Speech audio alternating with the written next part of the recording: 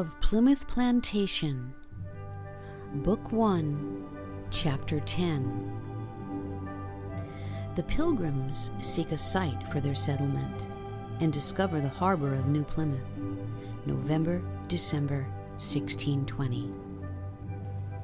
They thus arrived at Cape Cod on the 11th of November, and necessity called on them to look out for a place of habitation.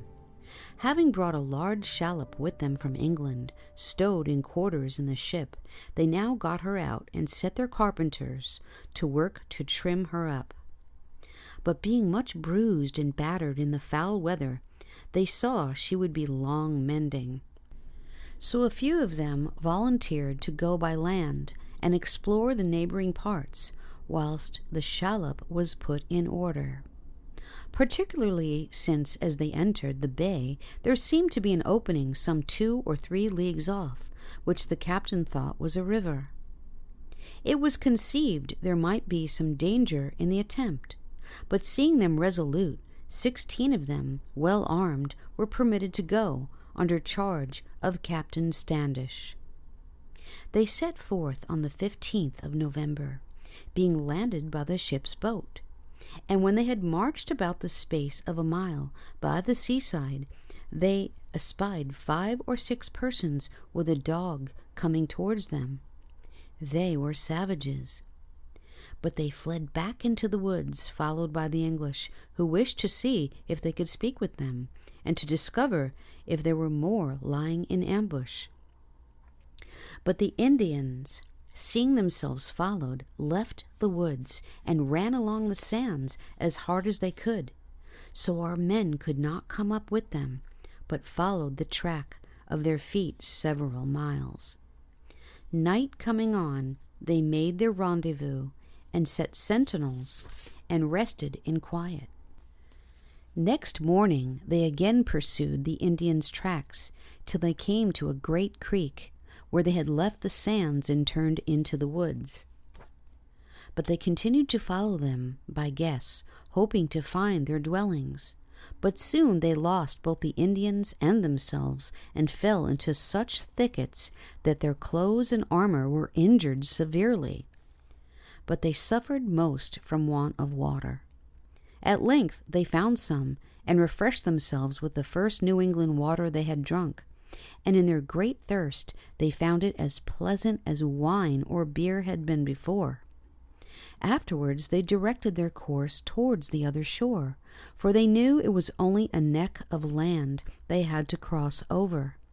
At length they got to the seaside, and marched to this supposed river, and by the way found a pond of fresh water, and shortly after a quantity of cleared ground, where the Indians had formerly planted corn, and they found some of their graves.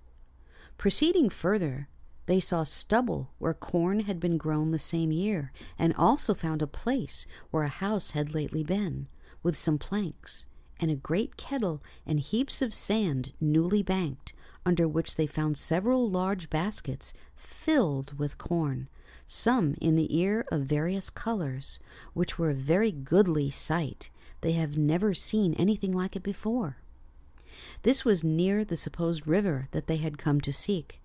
When they reached it, they found that it opened into 2 arms, with a high cliff of sand at the entrance, but more likely to be creeks of salt water than fresh, they thought. There was good harborage for their shallop, so they left it to be further explored when she was ready. The time allowed them having expired, they returned to the ship, lest the others should be anxious about their safety. They took part of the corn and buried the rest, and so, like the men from Eschol, carried with them of the fruits of the land, and showed their brethren, at which the rest were very glad and greatly encouraged. After this, the shallop being ready, they set out again for the better reconnoitring of the place. The captain of the ship desired to go himself, so there were some 30 men.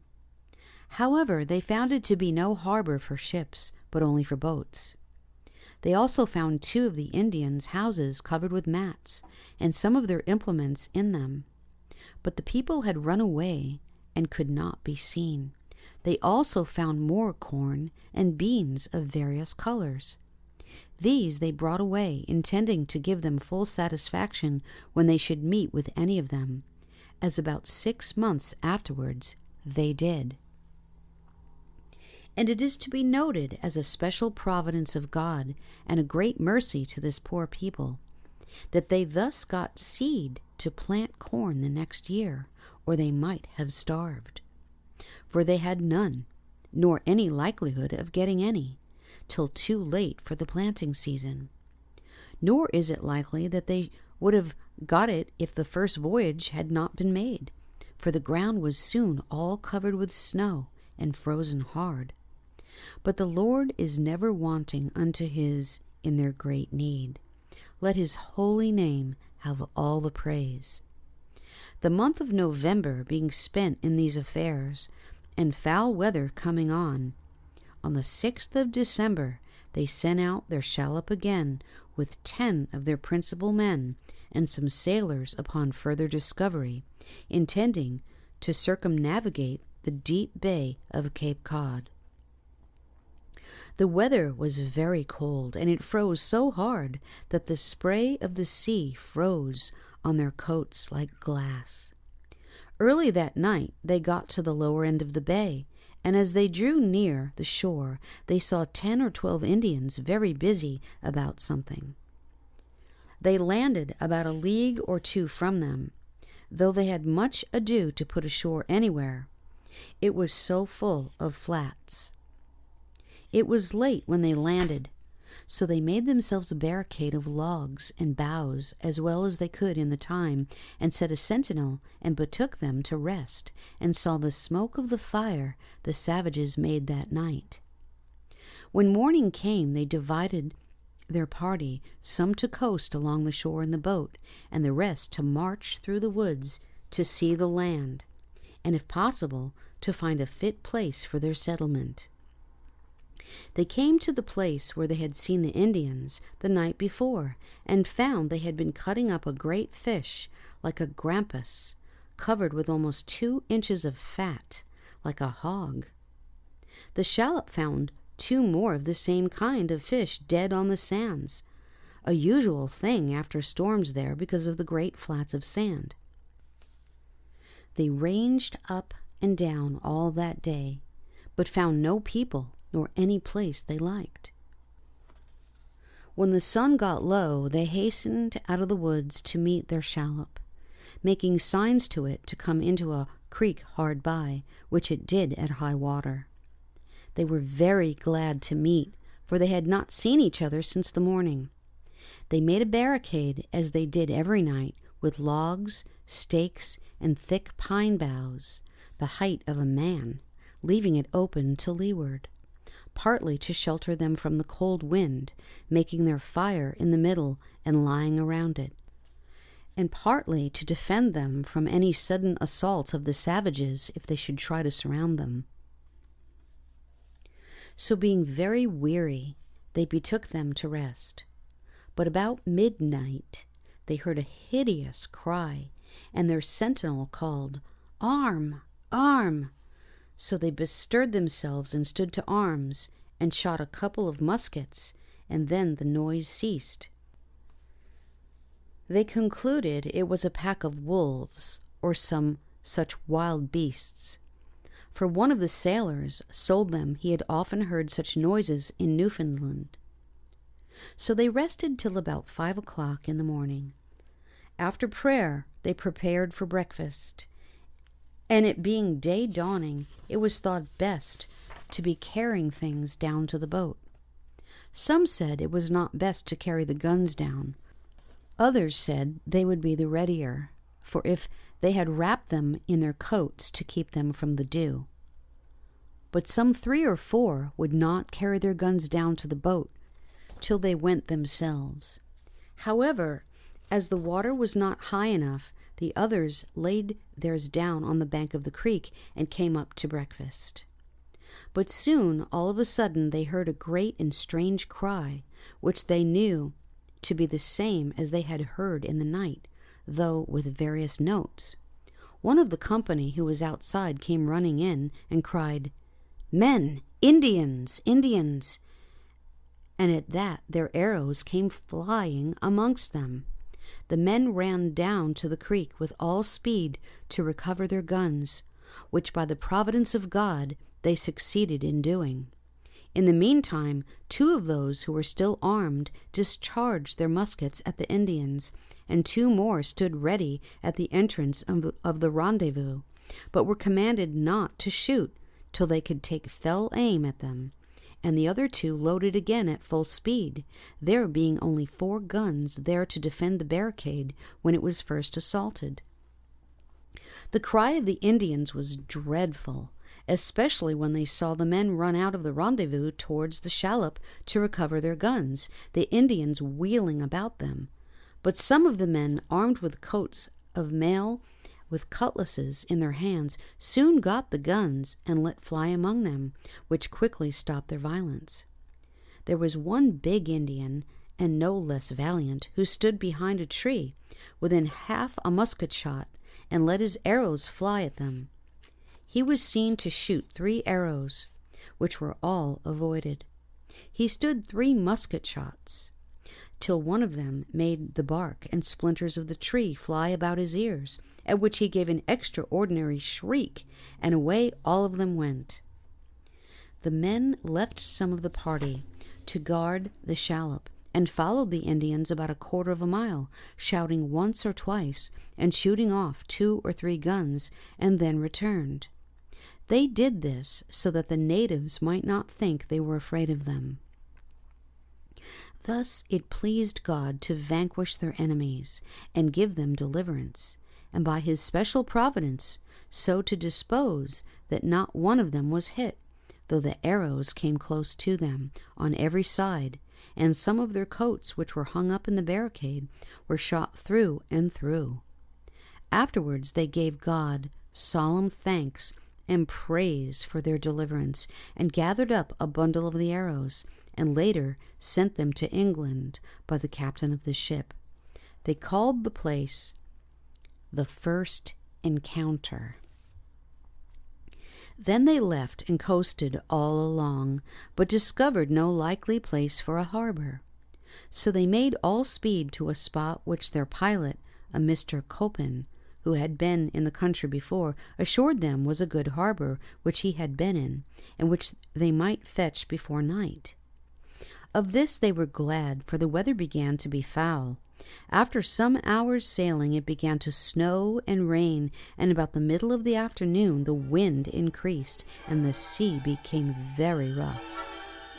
They broke their rudder, and it was as much as 2 men could do to steer her with a couple of oars.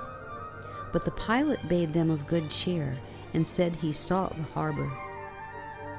But the storm increasing and night drawing on, they carried all the sail they could to get in while they could see. Then their mast broke in 3 pieces, and the sail fell overboard in a very heavy sea, so that they were in danger of being wrecked. But by God's mercy they recovered themselves, and having the tide with them, struck in towards the harbor. But when they came to, the pilot found he had mistaken the place, and said the Lord be merciful to them, for he had never seen the place before. And he and the mate were about to run her ashore in a cove of full breakers before the wind. But one of the seamen who steered bade the rowers, if they were men about with her, or they would be all cast away, which they did with speed. So he bid them of good cheer, and row lustily, for there was a fair sound before them, and he did not doubt but they would find a place where they could come to safely. Though it was very dark and rained hard, they ultimately got under the lee of a small island, and remained there safely all night. But they did not know it was an island till morning.